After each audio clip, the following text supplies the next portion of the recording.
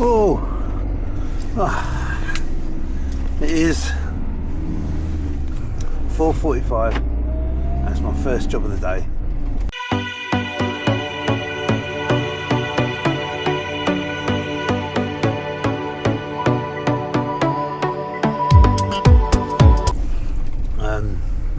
Yep, really quiet day today. Oh, there's the wife. I'm just going to a job.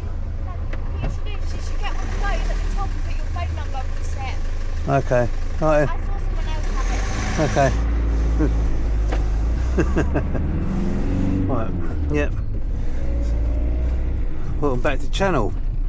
It's 4:45. It's my first job of the day. With nothing come in, I've got customer locked out. So it can be sometimes a little bit daunting. Quietness. There's a lot. Oh no, there. Thanks to the indicator, mate. So yeah. Oh, no one coming down. Yeah, it's only 5 minutes away, and we'll get this done.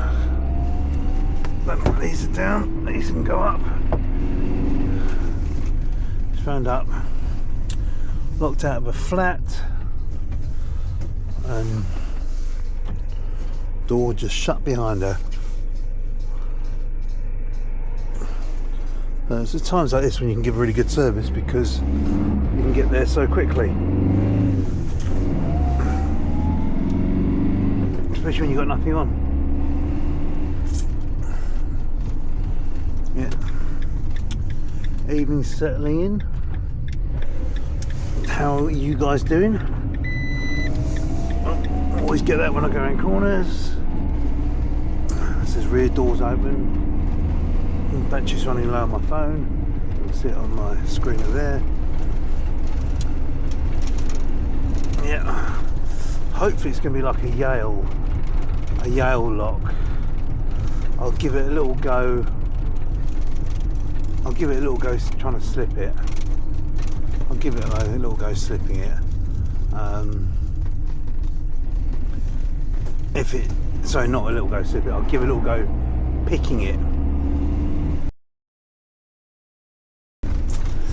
And just keep my skill set up. Give it a few minutes. If it doesn't work, then I'll go for the slip, as I do like trying to keep my hand in.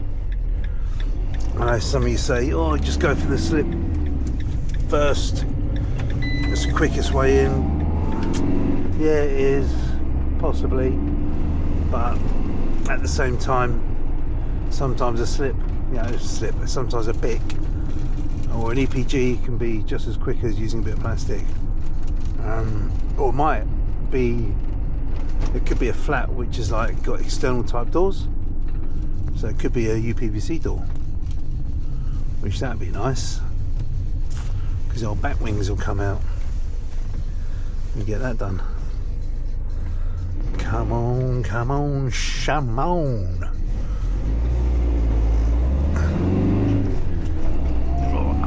Come on. I'm only 2 minutes away now. See it on the old sat nav. I can see the flag. I'll tell you what though, it is getting really cold. Oh, my heating's still a bit warm from when I took my son to the gym and picked him up. Lovely. At least there's no potholes here. Honestly, Wollongong City is terrible for potholes. Right, it's like I'm doubling back on myself. So this is Pan's Hangar.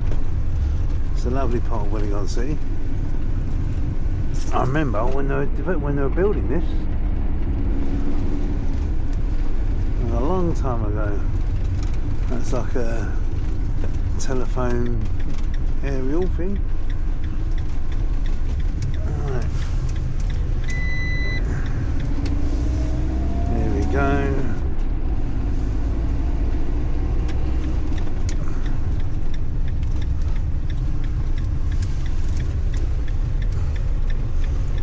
few jobs down here.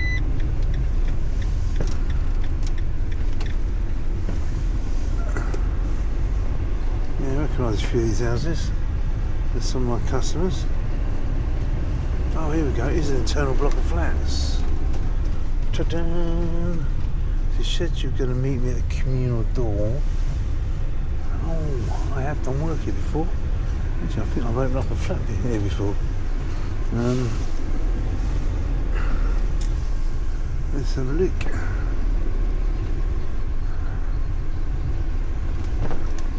There we go. Oh, there she is. Oh, getting that parking space there. There's no signs to say who's got what space, so I shall quickly nab in there. There she is waiting in the doorway. Bless her. At least she's not outside in the cold. Alright, a bit too far in. Come out a bit so I can get in the back. Take the machine. There we go. Take my phone. Right. Close your eyes. It's a mess.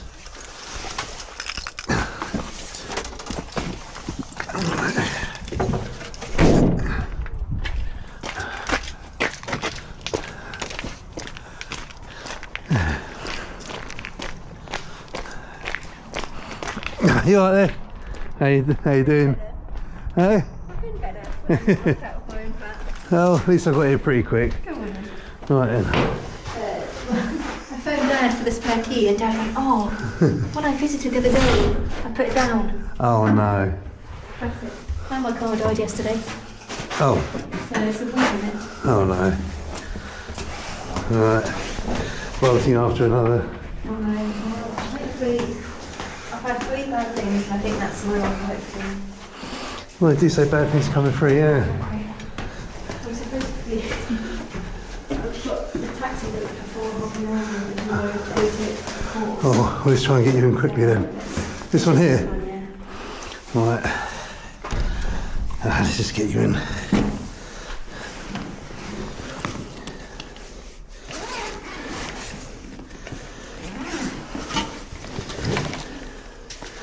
Let's just get you in quickly.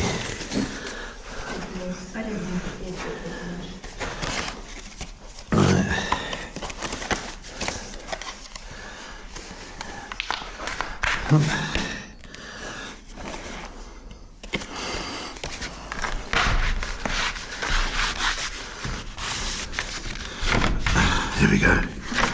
Bingo. Okay. A bit too quick. Shall I start again? Right, keys. You got the keys? Yeah. That's it. Give them a try. Should be fine. No problem. Oh, that's all right.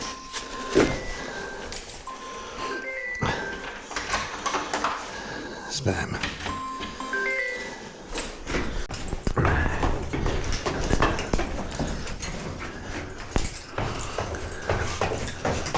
Job done.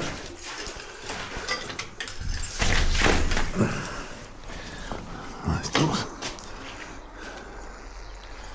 Oh, I come out the back door. Oh, come on, come this way. Yeah. Nearly went out the back door. Yeah. That's better, that's my bad.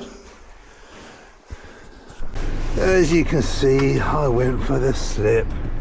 Yes, I know, I should have had a little go at picking it, but that rattle it had in the door, it was just screaming out, you know, little pig, let me in. So,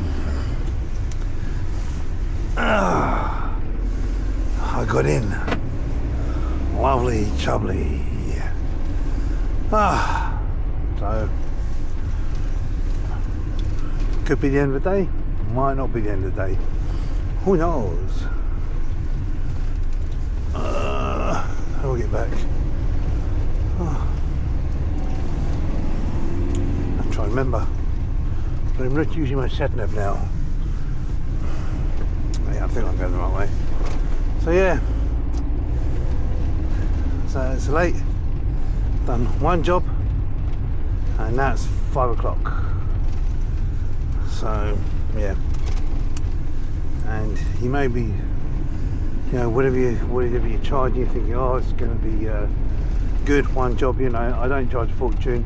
I'm not going to go into details what I'm charging, simply because it's not fair on other locksmiths, because different areas have different prices. If you want to know prices of your area, just phone up a few random locksmiths in your area and get a price of what they're charging. That's all I can say regarding pricing structures. People try and put cap, you know, like, so oh, it should be this price, it should be that price. You know, it really doesn't work like that. I've seen, yeah, in different areas, you know, London is like another world. It seems to be what they charge, you know, what they're paying. But, you know, the cost of living in London is so much higher, and the cost of operating in London is so much higher. But it's all relative, I think, for the areas and the person you're using. And I think, personally, I think there should be like a minimum, it should be, of what people should be charging, because you don't want to rubbish the industry. You know, as much as people moan about the guys who are ripping people off and stuff like that, you get the guys who are the opposite, who are devaluing the industry because they're just going out for shirt buttons. You know, yes, a cylinder might be an easy job to change a cylinder and stuff like that, but you're not just paying to change a cylinder, you're paying for the knowledge of, you know, if the lock's broken or the cylinder's gone, you know, why is it gone, what's caused it. You're paying for that knowledge, you're paying for the stock being carried in the van, as opposed to somebody just going down to Screwfix or tool station or whatever, trying to pick up the right size cylinder, which 9 times out of 10 tends to be a coat hanger, the wrong size. So, you know, I would always, you know, if you use a professional, you're gonna have to pay what a professional charges. If you're going to use a handyman, it's fine, use a handyman, take the risk for peanuts. You know, it's all relative. There's a reason why you pay what you pay. You know, don't think by going cheap that you're getting a good deal, because 9 times out of 10, you know, I've met a locksmith who was quite new to the industry, and he was going out for shirt buttons, and I said, why are you so cheap? And he's like, well, because I don't really know, you know, I'm not sure if I'm doing the job right, you know, stuff like that. So to me, it's like, if you're not sure what you're doing right, then don't do it. Don't put a cheap price in, just don't do it. What's this guy doing? You know, so these people do stuff like that. They're learning off the customer's expense, basically. So if they fuck up the job, the customer's paying for it. Is that fair? I don't know. You tell me in the comments. Is that fair? The customer should be the one paying for your fuck ups, or should they just be getting professional out? And if somebody's not sure about a job, should they really be doing it, or should they just call another locksmith that can do it, and maybe ask if you can go and shadow them and watch them and see what they're doing? These are all food for thought and things to think about. You know, I had a guy come and shadow me for 3 months, and he did so well. I had a friend of mine who was a good friend of mine, so I'm not going to give him any crap, was looking to employ someone, and this guy came out with me on a subcontracting job to one of his sites, and he was quite happy with the way he turned out, and actually offered him a job. I think it's like 3 years or 4 years later, he's still working for him. So you know, he made the right move. He came out and shadowed me because he wanted to up his skills. He did a training course with a UK locksmith training company, and basically it didn't turn out well. It was not a very good course. He said he learnt more with me in one day than he did for the week's training course he did. It wasn't an MLA, but it was some sort of other course. So anyway, hope you liked it. Don't forget to like, share, subscribe, and I'll catch you on the next one.